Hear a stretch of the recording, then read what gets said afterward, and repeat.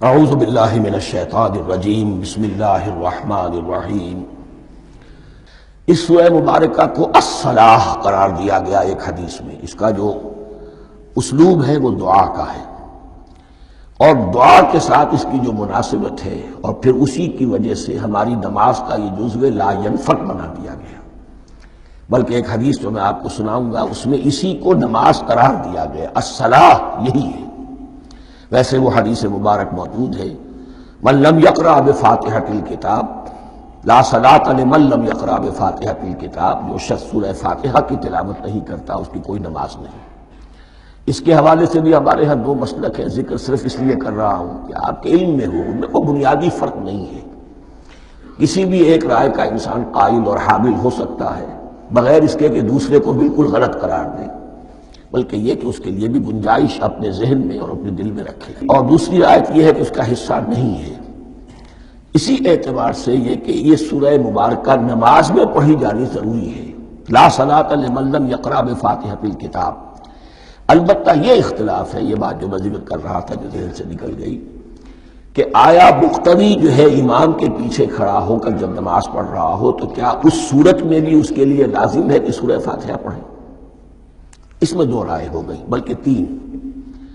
ایک رائے انتہائی ہے اور وہ فقہ حنفی کی طرف منسوب ہے کہ اگر آپ امام کے پیچھے مقتدی کی حیثیت سے نماز پڑھ رہے ہیں تو کسی بھی رکعت میں آپ سورہ فاتحہ نہیں پڑھیں گے۔ ایک دوسری بالکل برعکس رائے ہے، وہ امام شافعی رحمۃ اللہ علیہ کی ہے کہ ہر حالت میں چاہے امام جہری رکعت پڑھا رہا ہو جس میں وہ بلند آواز سے سورہ فاتحہ پڑھ رہا ہو، اور چاہے وہ سری رکعت ہو، ہر حالت میں مقتدی کو بھی پڑھنی ہے۔ ایک تیسری رائے بین ہے، وہ امام مالک کی ہے رحمۃ اللہ علیہ، کہ جو سری رکعت ہے جس میں کہ امام بھی خاموشی سے پڑھ رہا ہے، مقتدیوں کو بھی پڑھنی چاہیے۔ جو جہری رکعت ہے جس میں کہ امام بلند آواز سے پڑھ رہا ہے، اس میں مقتدیوں کو خاموش رہ کر پوری توجہ جو ہے سننے پر صرف کر دینی چاہیے۔ اذا قرئ القرآن فاستمعوا له وانصتوا، جب قرآن پڑھا جا رہا ہو تو پوری توجہ اس کے پڑھنے پر مرکوز کر دو اور خود خاموش رہو۔ میرے اپنی رائے میں یہ تیسری رائے سب سے زیادہ صائب ہے، اور اس میں کسی طرح کی بھی کوئی پیچیدگی پیدا نہیں ہوتی۔ بہرحال اس سورہ مبارکہ کا جو اسلوب ہے میں نے عرض کیا دعائیہ ہے۔ البتہ قرآن مجید کے علم اور حکمت کے اعتبار سے، اس کے فلسفے کے اعتبار سے ایک بات سمجھ لینی چاہیے۔ قرآن کا فلسفہ یہ ہے کہ بنیادی ہدایت ہر انسان کے دل میں موجود ہے، بالقوہ، پوٹینشلی۔ یہ جو قرآن مجید یا اللہ کی کتابیں نازل ہوتی ہیں یہ انہیں ایکٹیویٹ کرتی ہیں، وہ اندر کی جو ڈورمنٹ کانشسنس ہے، خوابیدہ شعور جو ہے اسے بیدار کر کے، اور پھر یہ کہ اسے اجاگر کرتے ہیں۔ ہر سلیم الفطرت انسان اور سلیم العقل انسان، دو سلامتی یہ شرط ہے۔ سلیم الفطرت، نیچر پرورٹڈ نہ ہو، فطرت مسخ نہ ہو گئی ہو، عقل سلیم ہو۔ ان دونوں چیزوں کا نتیجہ یہ نکلتا ہے کہ وہ انسان از خود، بغیر کسی وحی کی رہنمائی کے، بغیر کسی نبی کی تعلیم کے سے استفادہ کیے ہوئے، از خود بھی کچھ حقائق تک پہنچ جاتا ہے۔ اور وہ حقائق کیا ہیں؟ نمبر ایک یہ کہ اس کائنات کا ایک خالق ہے اور وہ ایک ہے، اور وہ تمام صفات کمال سے متصف ہے۔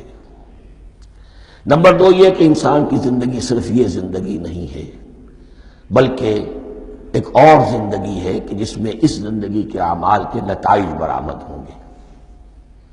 یہ دو باتیں، اس کی زیادہ وضاحت کے ساتھ جو ہے اس کا تذکرہ آئے گا سورہ لقمان میں، جہاں حضرت لقمان کی شخصیت کا تذکرہ ہے۔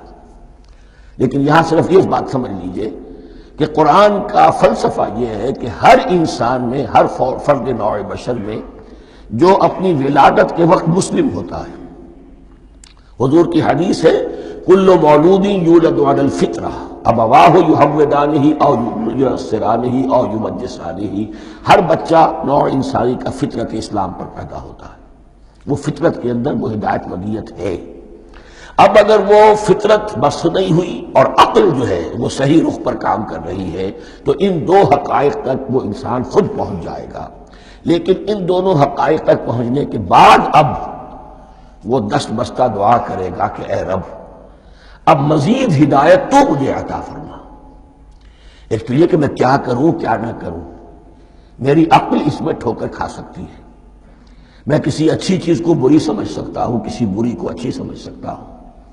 تو مجھے صحیح راستہ، صحیح راہ ہدایت پر چلا. یہ دعا ہے جو انسان کرتا ہے جبکہ وہ ایمان باللہ اور ایمان بالآخرہ تک خود پہنچ چکا ہوتا ہے، اور یہ سمجھتا ہے کہ صحیح زندگی کا رخ یہی ہے کہ جس رب کو میں نے پہچانا ہے کہ وہ اس کائنات کا خالق ہے اور مالک ہے اور رب ہے، میں اس کی بندگی کروں، اس کی اطاعت کروں، اس کا حکم مانوں، اس کے راستے پر چلوں. لیکن وہ راستہ کون سا ہے؟ اس کے لیے پھر دست بدعا ہوتا ہے کہ پروردگار تو میری رہنمائی فرما. یہ مقام ہے کہ جہاں آپ سمجھ لیجئے اپنے آپ کو بھی آج اس جگہ پر تصور کرتے ہوئے پھر اس سورہ مبارکہ کو پڑھیے کہ آپ اس مقام پر اللہ کے فضل و کرم سے پہنچ چکے ہیں کہ اللہ کو آپ نے پہچان لیا اور اس کی توحید کو جان لیا، اس کی جملہ صفات کمال سے آپ واقف ہو گئے. آپ یہ بھی جان گئے کہ بڑھ کر اس کے حضور میں حاضر ہونا ہے اور وہ حساب کتاب لے گا. پھر آپ نے یہ عہد بھی کر لیا کہ اب زندگی گزارنی ہے اس رب کی بندگی میں، اسی کی فرما برداری میں. اب یہاں کھڑے ہو کر آپ پوچھتے ہیں کہ اللہ مجھے وہ تفصیلی ہدایت عطا فرما. ایسا نہ ہو کہ کبھی میں کسی راستے پر چلتا ہوا کسی پگڈنڈی پر مڑ جاؤں اور وہ تھوڑی سی جو ڈیوییشن ہو میرے راستے کی وہ میری عاقبت کو برباد کر دے. یک لحظہ غافل گشتم و صد سال راہم دور شد. اس لیے کہ ہوتا یہی ہے سیدھے راستے سے ذرا سی کوئی پگڈنڈی جو ہے تھوڑے سے اینگل پر نکلی ہے، لیکن جب چلتے جائیں گے آپ تو جتنا آگے بڑھیں گے اس پر، اس راہ صراط مستقیم سے آپ اتنے ہی زیادہ دور ہوتے چلے جائیں گے. یہ ہے قرآن مجید کی حکمت اور فلسفے کے اعتبار سے اس سورہ مبارکہ کا مقام. صدق اللہ العظیم.